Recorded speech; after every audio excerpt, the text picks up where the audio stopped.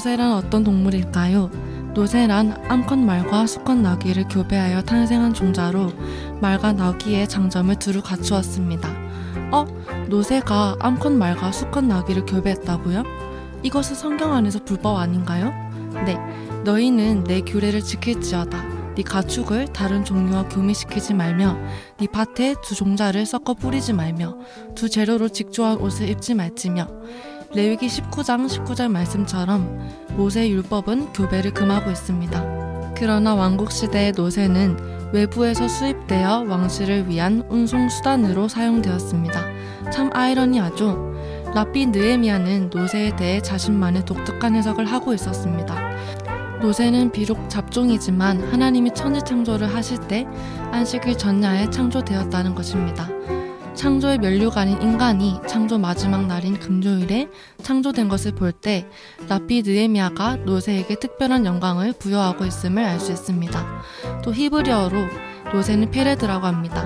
이것은 아람어 어근에서 비롯된 것으로 잽싸게 도망가다를 의미합니다.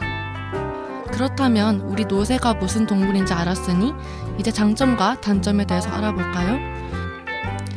노새는 예루살렘을 비롯한 이스라엘 산지, 경사진 비탈 등을 넘어지지 않고 자유롭게 다녔으며 몸이 튼튼하고 거친 먹이만으로도 잘 견디는 동물이었습니다. 그래서 노새는 초기 왕국시대부터 왕의 탁에 걸맞는 짐승, 즉 왕실의 전용 탈 것으로 안성맞춤이었습니다. 노새는 말과 함께 왕의 등극식에서 자주 애용되던 동물이었습니다. 고대 근동 문서 중 하나인 마리 문서에는 왕 지물리 림에게 말보다 노새가 끄는 마차를 타는 것이 왕의 위엄에 걸맞다고 제안하는 대목이 나옵니다.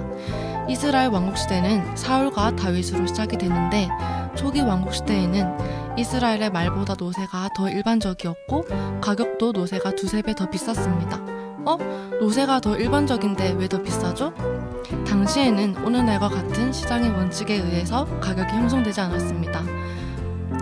초기 왕국시대에는 하나님의 계명으로 인해 말을 금기시했기 때문에 말이 흔하지도 않았고 가격도 쌌습니다.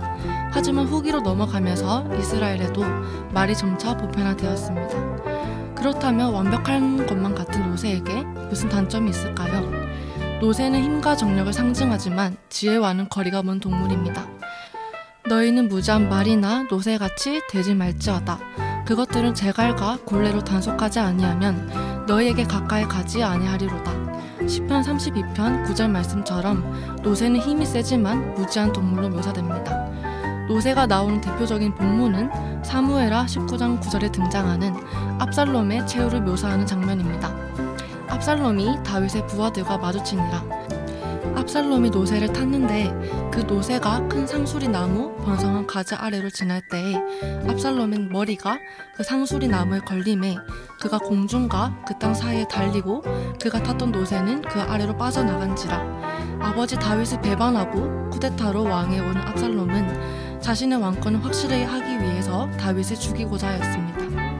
하지만 그의 계획은 수포로 돌아가는데요. 이 부분을 읽는 현대인들은 이 말씀을 읽으면서 압살롬의 긴 머리가 상수리 나무에 대롱대롱 걸리는 그런 우스꽝스러운 모습에 초점을 맞추기 쉽습니다.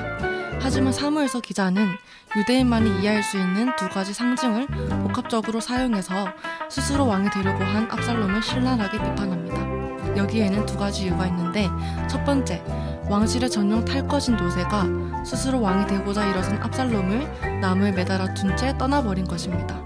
하나님은 노새의 행동을 통해서 압살롬에 대한 거부를 나타내셨습니다. 두 번째, 압살롬이 나무에 매달려 있는 것입니다.